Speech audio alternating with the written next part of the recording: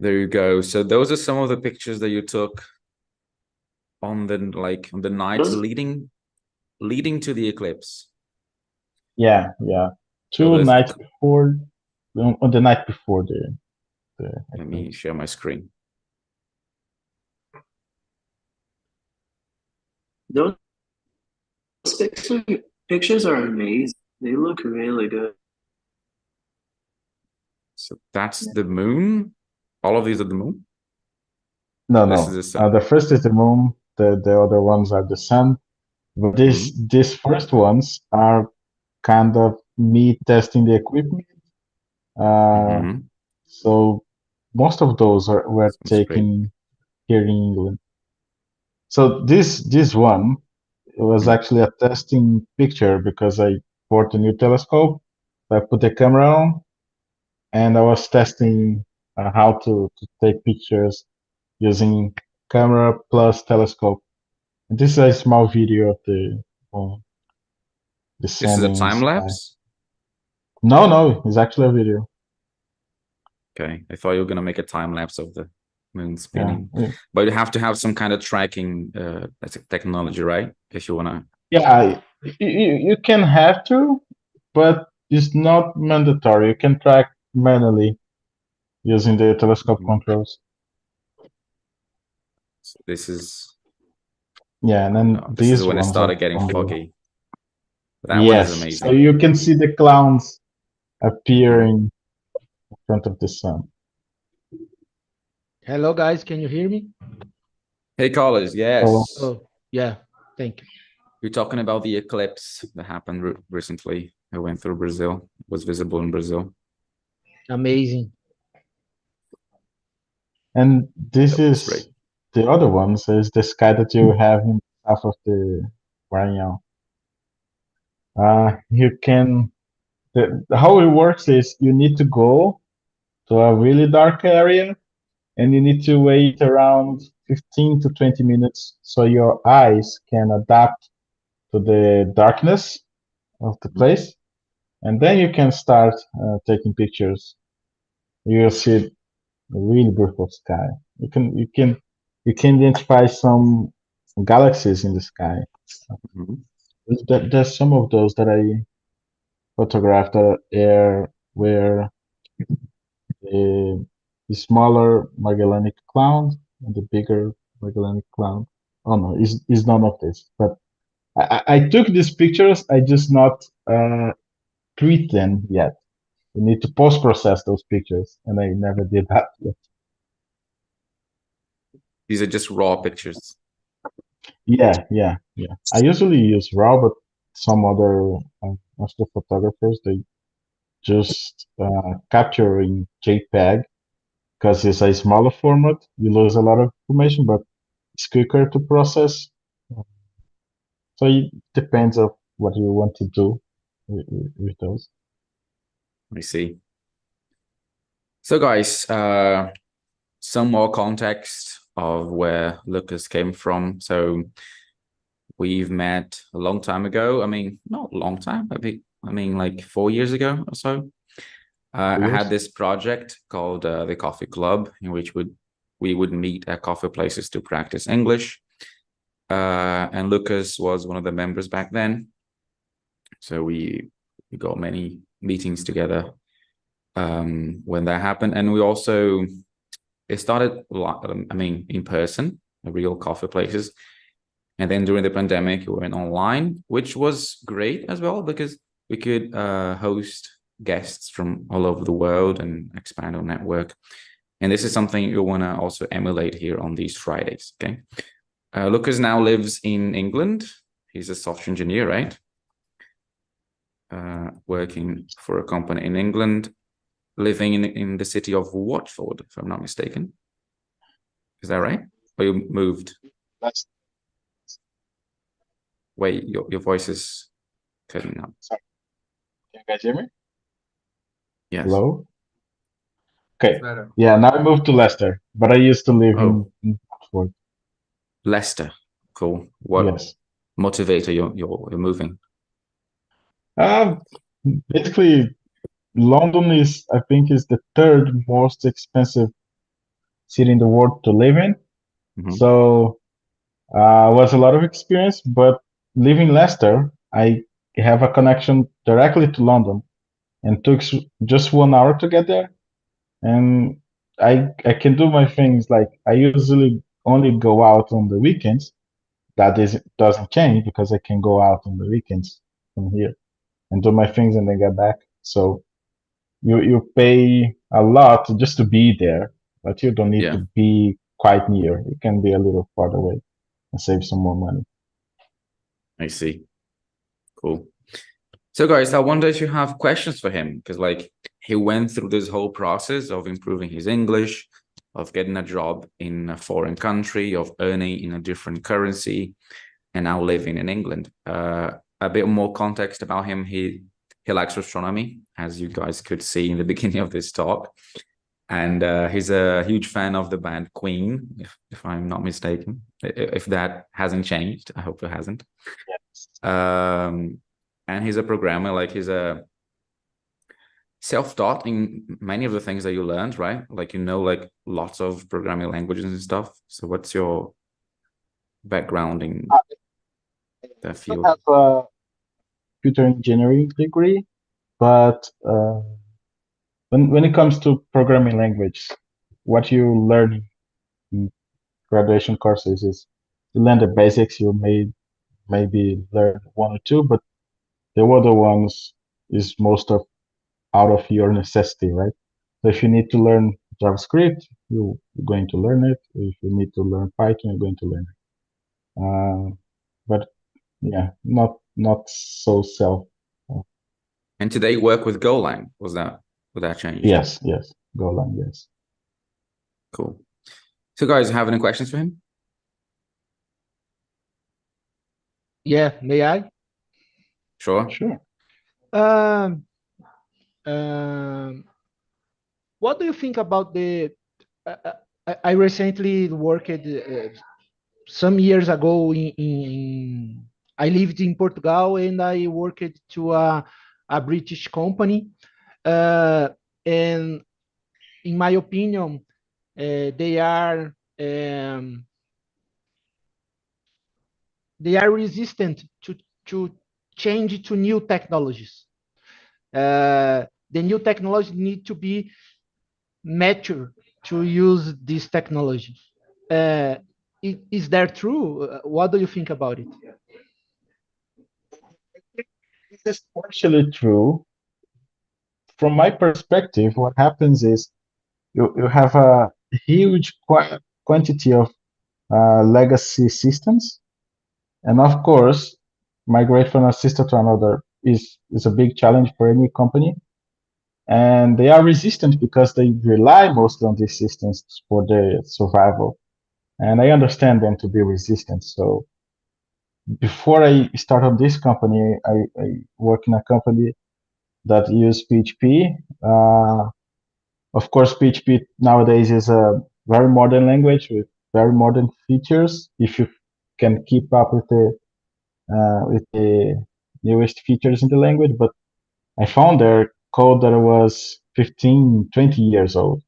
So, and it was still running. Right? So, I believe that part of this resistance is because they have legacy code and they need to maintain that. But at least for some companies, this has been changing. So, for example, my current company, we have a big legacy system that was written like 25 years ago.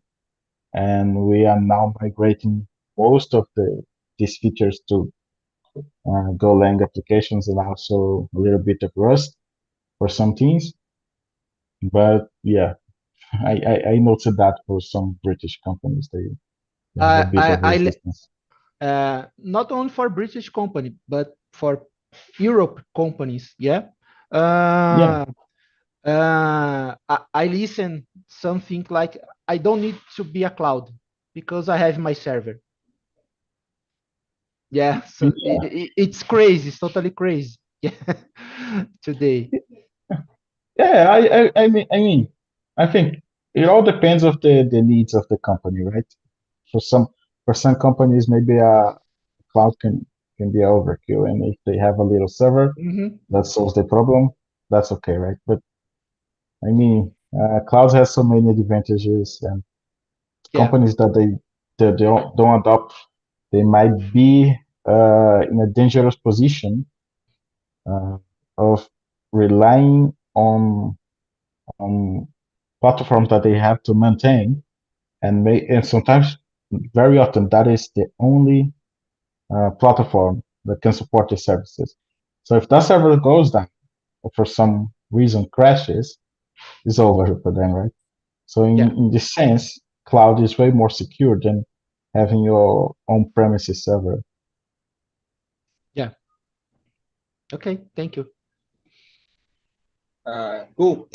You told us you are migrating system writing 25 years ago. So what is the language that you are migrating from? To be honest, this is a really trick question. Is a language called Equinox or something like that? Wow. But was yeah, no, for this old system was a like a proprietary language. So back in the day, where quite often companies create their own language, uh, and they have an interpreter or compiler. The compiler is written in C, so we nowadays we need to maintain the compiler and the language itself, so the system can run. Shit. What is the company? It's utilitary house. It's a energy company, energy provider company. Okay. I can't even imagine the year for this.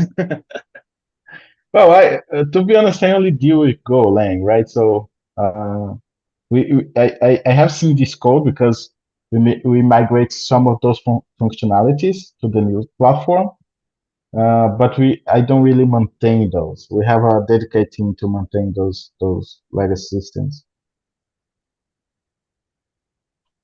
So you don't need to read the old applications to write uh, the new, right? Yeah, what happens is we have what we derive from the old system is the requirements for the new one. Um, so of course, in the migration, the ideal stuff is the new system should behave exactly as the old one.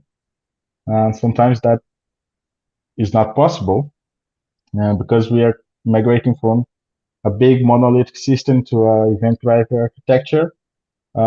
So some behaviors might need to be adapted, and we have product owners and product managers to uh, write this requirement for us, and then it's up to the engineering team to check and to define how to implement those, how to project those, and how to support those in the future, like in the new platform.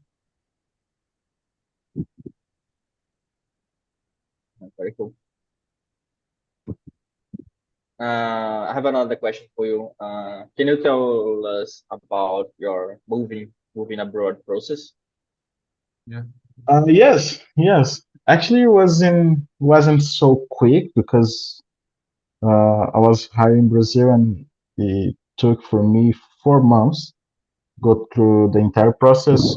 So you need to to get a visa approved, a work visa.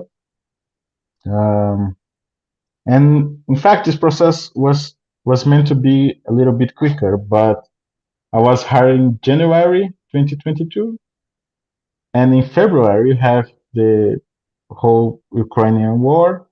So my process was put on hold for a whole month because Well, of the war. And of course, we are a energy company, so no one was aware of how the energy market was going to be after the start of the war. After 1 month, my process resumed, so was 3 months, 2.5 months after that. My moving process was relatively calm, I would say. Uh, but I still remember having those feelings because in fact it was my first time abroad. It was just I ready to move in to live abroad. So it was really interesting feeling. to do that. And I just had 2 suitcases, basically clothes and some books. Was a really long trip. I went to São Paulo, then Doha, then Sofia, then London. And after I arrived here, it took 10 days to get a residence permit card. So this card is your main document around here. So the process in UK is quite quick. I would say the 4 months, and from which one was like paused was a really long time to get here. Nice. But they gave you the visa, right? Yeah. They gave me the visa. They covered the fees. The visa, you mean, Needed right? to it. Yeah. For the visa, yes. They cover the fees. We have a public health system fee for to use NHS, and there's some other fees that you need to pay in order to obtain the visa. The visa. And also they help me with the moving itself, covering the flight tickets and 3 months of rent. Like wasn't exactly 3 months of rent, but was a value for that was meant for the initial time for me to find a place and establish myself here. Cool. Yeah, but before you And how moved, did a oh, sorry, Ansel. Go on. Go ahead. no, you can finish You're that. right. You're a programmer more than I am. No, I was just gonna ask, how did the news break it to you? How did the hiring process go? Were you transferred from your actual company, or did you have to go through an actual interview? How was the Marcel, your process? voice you. is How breaking. you felt pressure to live abroad out of the bat? What? Wait, can you guys hear me? I believe your connection is breaking up a bit. Wait, 1 second. While you correct that, I was just gonna comment on something. Before you moved, you were already earning in pounds, right? While you live in Brazil. So they paid you since the first month, right? No. What happens was I was working previously for a company from UK already, Oh, but another company. remotely from Brazil. Yes, another company. Oh, Yes, cool. I didn't know that. it was a digital agency. This is the one that I mentioned that I used to work with HP. And then I got a proposal for another company from UK that is the one that I currently work on.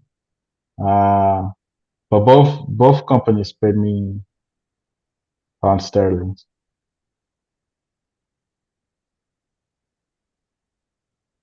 Lucas, Cool. in your opinion, what is the most difference to work Brazilian company and UK company? The most difference? You mean for IT area? I mean, it's hard to explain because that is a thing that you need to experience to fully understand that. But the culture of dealing with work here is quite different. Not only for IT, as far I can tell, but for example, they value a lot the balance between your personal life and your work. This is a thing in Brazil that is quite new. Not too many companies does that, but the company's value is okay. If you need to take time out, take the time out, then you can get back and do your work. There is no need to adapt your vacations, your holidays to what to the company needs. What happens is the company adapt yourself, the calendars and the requirements to what you have previously defined. And I think that is really, really great because let's say if you booked a holiday for next week on Friday and you need to travel to see your family, would be very rude from someone from the company needs to come to you and tell, hey, you need to work on Friday.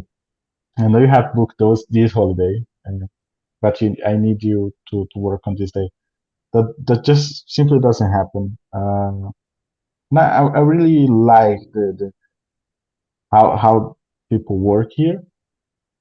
Also, there is no pressure to deliver things. Uh, of course, of course, some things are time time based, so you need to deliver by a certain time. But if not, what's the plan, right? So it's not like uh, life or death situation, live or die situation for as far as I can tell. And I believe that is a pretty good way to work. I would love to see more companies in Brazil working this way because it seems to be more healthy and more productive to the employees. To be honest, I feel way more productive here than I ever was for any Brazilian company. Of course, there's more experience accumulated, but still, is a comparison that I do with myself, and okay, I am way more productive here, way more freedom than I was ever before. Nice. And in your opinion, our salary, like a developer in Europe, we can get access to the all things we need, or maybe it's not a very good salary if you compare the other jobs. I think you can. So to be honest, in terms of salary, at least for Golang developers, Europe is not bad. Of course, that changes a little bit depending on where your company is based. So a Portugal-based company will pay less than a British company or a German company. But still, if you live in Brazil, this salary from Portugal is a really big salary, really Yeah. good salary.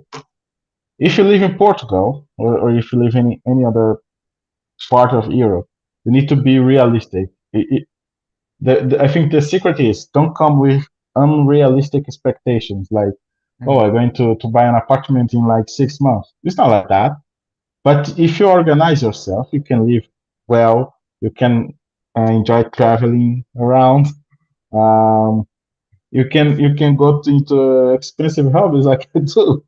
I don't recommend, but you can go into that without so much trouble and still not feel any finance pressure at the end of the month. It's possible to do it. You just need to organize yourself in order to be safe.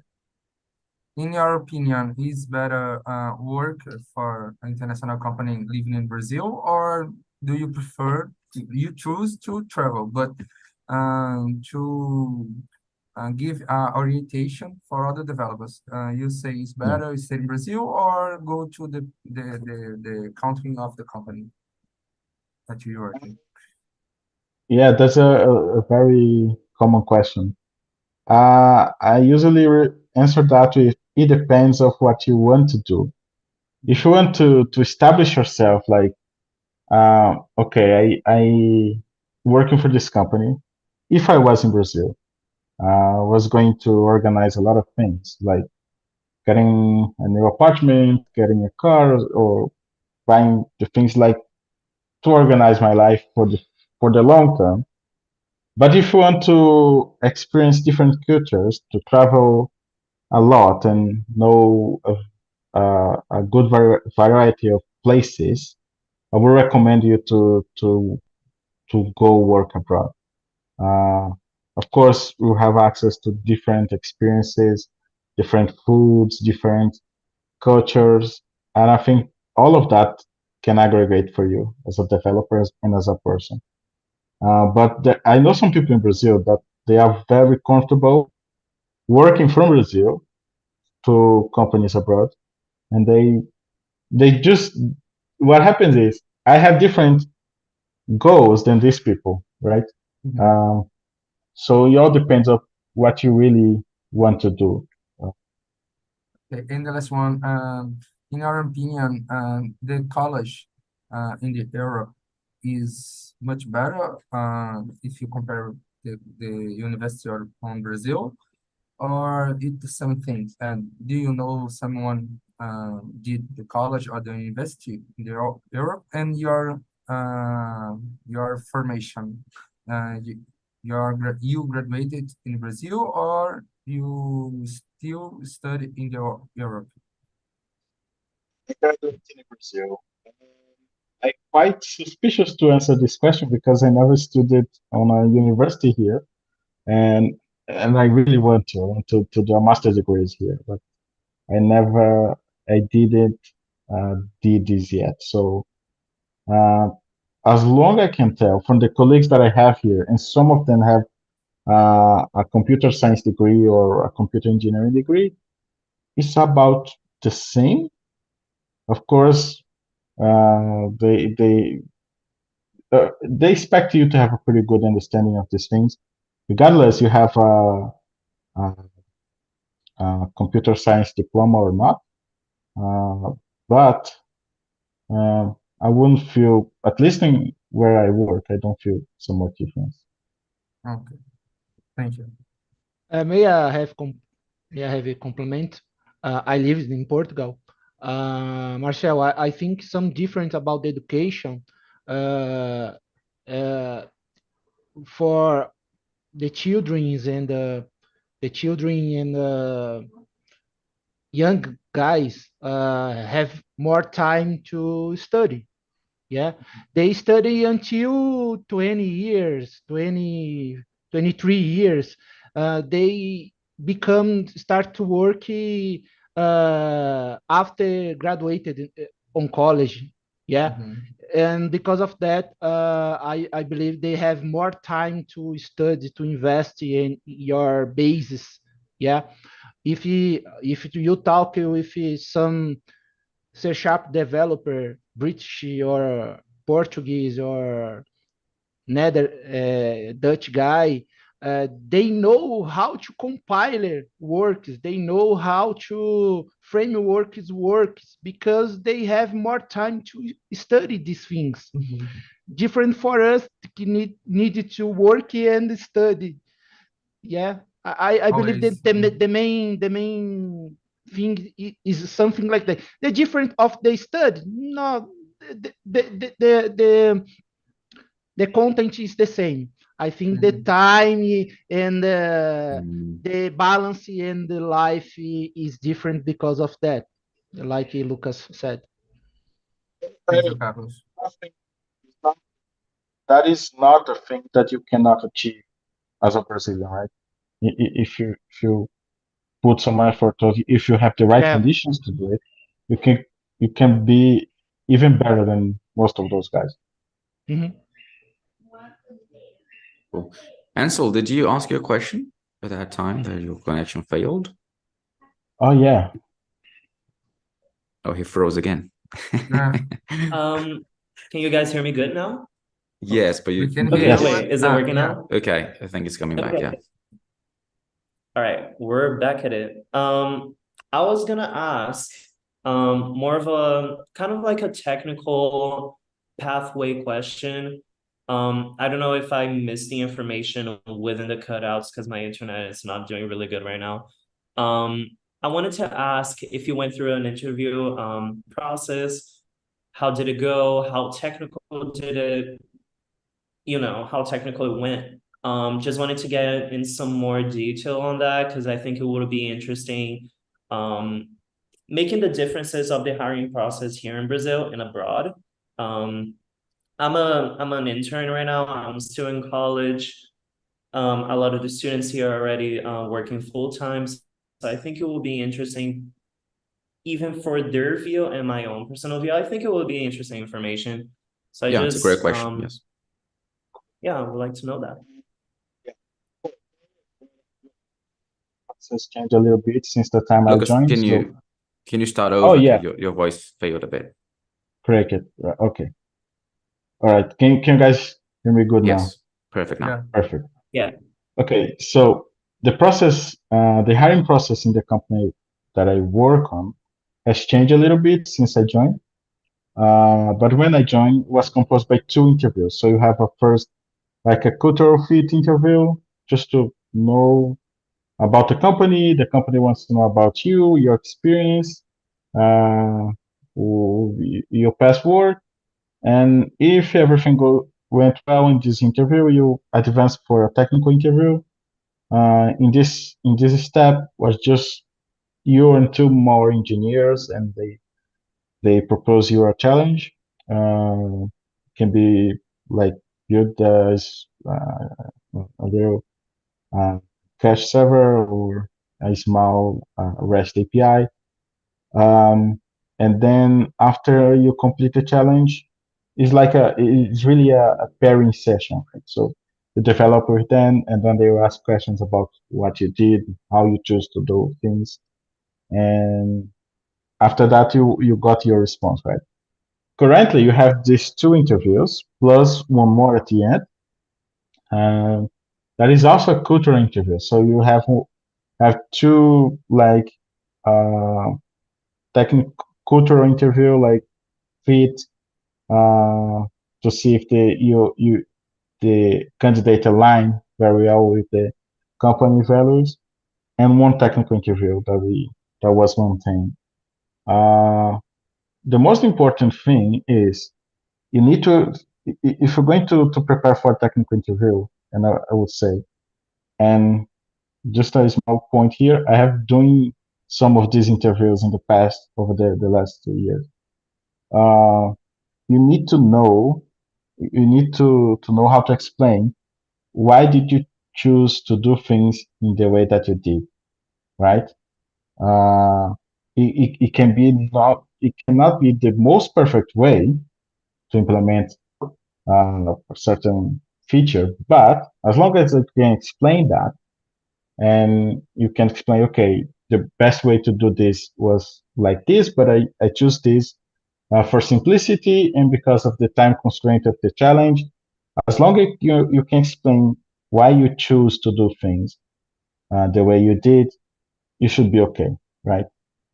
Because one thing that we value here is it's not that you know the language. You don't need to. When I did my test, I did write one single line of Go code. It was Karen PHP, even though the position was for Golang. But how to you think about things and how you implement them.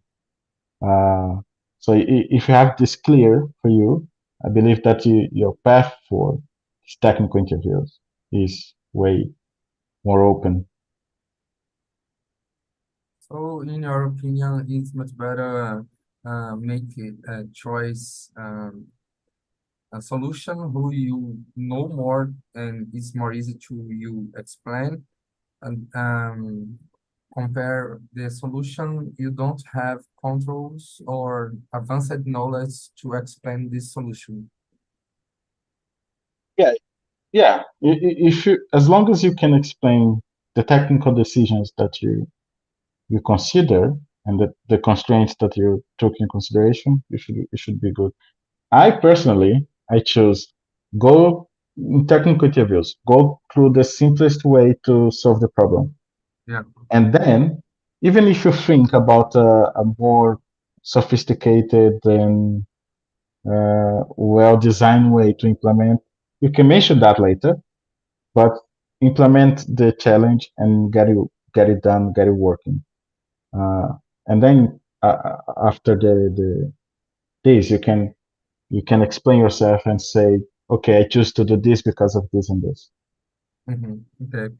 Like example, I am a front-end web developer. I work with React, and we have the framework Next, but I don't have a lot of experience working with this framework. But I believe this is a better solution to many situations. But in the technical interview, it's better I use the solution uh, what I demand. Um, um, That you have fully understand that. yeah, okay. Yeah, I Because agree. And also very much into front end. But Mhm, for example, I was doing a backend challenge, right? mhm. And both PHP and Golang are backend languages. They have the difference, but they do essentially almost the same things. As as long as you feel comfortable with doing in React, you can explain, okay, I better in this, uh, and then you can learn, right? The Yeah, thing is, if you prove that you can domain the foundation of the things, the rest of it you can learn. For a software engineer to learn a new language is not a big issue, but it's a big issue if you don't know the difference between a linked list or a binary tree. If you don't know the difference between those two, then it's a big issue for the company. But if you don't know how to implement those two, I don't know, in Java, you're not, the company doesn't care if maybe they care, but uh, they are not testing your knowledge most of the time. They're not testing your knowledge in a particular technology. They're testing your knowledge in the foundations of technology. So this yeah, is why I always advise people to to work on. yeah. It's really sometimes I choose the technology what is better to the project, and I learn in the process. To develop it, it's not a problem because every time we have new features, new technology, new frameworks, and we can't know all of them. So it's not a problem to learn new things. Yeah, That's a very interesting perspective and thing, like uh, a takeaway they should get from this conversation. They don't care much about the technical knowledge, but the fact that you know how to explain things and the concept behind and the principles mainly, right? Yeah, So like they understand that learning a specific tool or language is just a matter of time and dedication, but if you know the principles, you can do that. exactly. But like I said in the beginning of this talk, pay attention and they don't use that they don't know. Yeah, like I will learn this language during the project. No, I believe it's not happened. Uh, that do you agree, Lucas? I, I Yeah, they first learn about this technology, made some POCs. After that, they can yeah, use this Yeah, technology for a new project. Yeah. It's not about learning from scratch, right? That's what you Mhm. mean? Okay. Yeah, So the person yeah, has to know it. It's just not testing that as like yeah, as the main thing, and, right? Yeah, I get it. and yeah, and the reason why some companies they enforce some kind of technologies because they are thinking in the long term. So let's imagine that I implement a PHP service, and I am the only guy in the team that knows PHP, and probably I will be the only guy who know how to maintain that thing. And all of the sudden, I left the company. What happens with that service? Who is going to maintain that? Who understands how or knows how to read that code? That will create or, a pressure for the other team to learn a new technology just to maintain a project that someone left behind, right? So this is why some companies like to enforce a particular technology or set of technologies. Uh, where I work, we have the freedom to choose even different languages. The problem is who's going to maintain that? And if the service breaks and you are off, what happens? No one's know this another tool, right? So this is why we try to standardize things in the company level, but we are still open to the new tools and processes. We always discuss about, okay, Rust is cool, but 99% of our services are written in Go.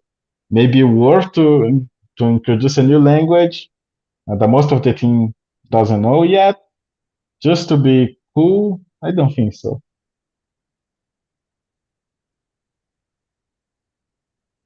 I do have another question. Since it's been brought up, all the maintenance, that some service need to have special attention and have a standardized type of language for people to keep an eye on. I had some friends that worked at companies such as Microsoft and Amazon. Got to know them a couple of years ago when I was studying abroad. Some of them, on some positions, they had to be on duty for certain days of the week. So that means that they had to be available overnight in case a system broke. But I wouldn't say it's like, a system that is directly, so just to give it an example, there's Netflix. I assume there are people that need to be on duty 24/7 on certain days to make sure that the system doesn't go down. And if it does, they'll be there to fix it. Does that happen in your company? Do people go on duty overnight? Is that a common thing, or do you guys have a different outcome with that?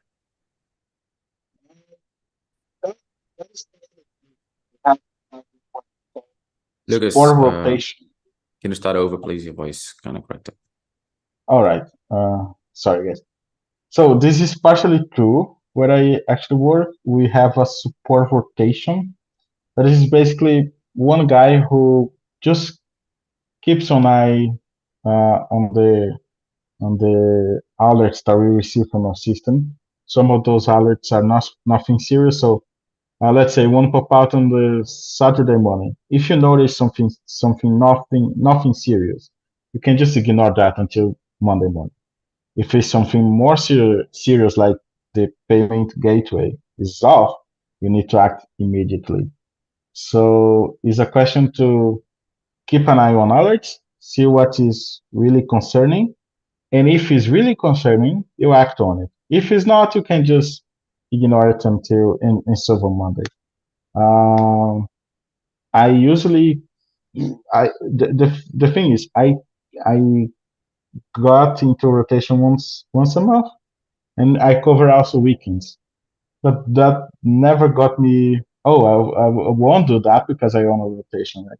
I can still go to pubs and everything else. I just need what I do differently is I keep the laptop near to me just in case I need to do something.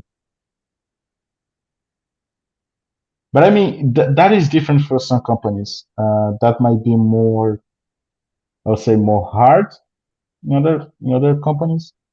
Where I work is not that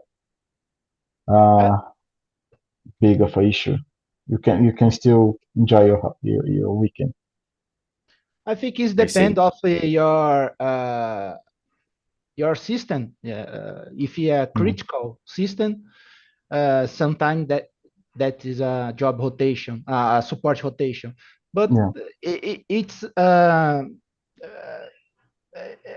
It's hardly, yeah. It's rare. Yeah. It's rare. It's rare. Yeah. In my experience, I just got once an incident that caused a serious issue. I managed to solve basically all by myself. Was 4 hours. The thing was that was on a Friday, and then most of the team worked remotely in Poland and Romania, and those guys are 2 hours ahead of me, so they end the shift early than me, and then the thing starts cracking. It was service related to payments. Then after some investigation, I discovered that was caused by a third party dependence, but we had no control over it. And basically there's nothing much that I could do. So what I did basically was just monitor the situation, waited the external API to come down, and then notify what has happened.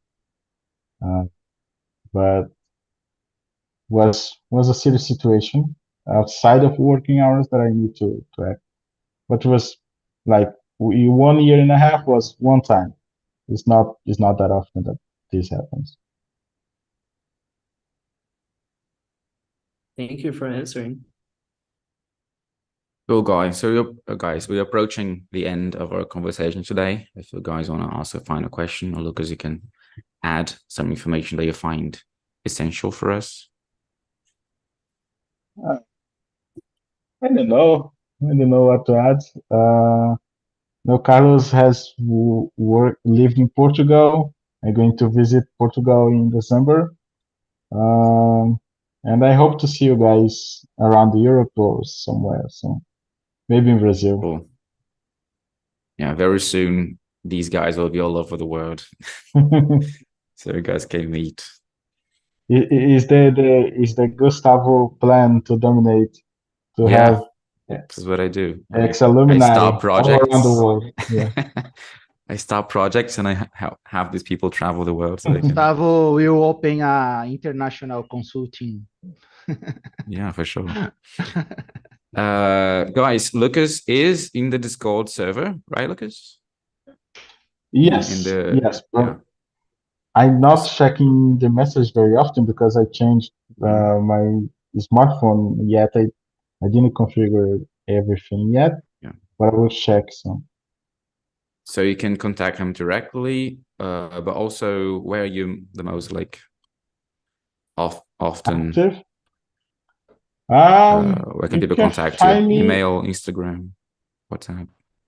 You can find me on GitHub. There's my email there. So I believe is if you guys can find me there, or Instagram. I don't use that much. But LinkedIn? Do you have? Yes. I believe it's linked to GitHub. Maybe you have a direct link to that. Okay. Save that link, precious link. Yeah. Get in touch with them to ask further questions. Thanks a lot for being with us today, guys. We'll be having these conversations now every Friday with all of the groups. So let's take a final picture. Look, as we have this gesture that we do here, and everyone does it together. Like this, then. Okay. Yeah, you decide. Balloons. Cool. Thanks a lot, guys. Enjoy the rest of your day, and I'll see you Lucas. on Monday. Thank you, guys. Thank you, guys. Thank you, guys, and feel free to reach me out on GitHub, email, somewhere else. It was really nice to talk with you guys. It's really good to know some new folks from IT. Thank you. Bye-bye.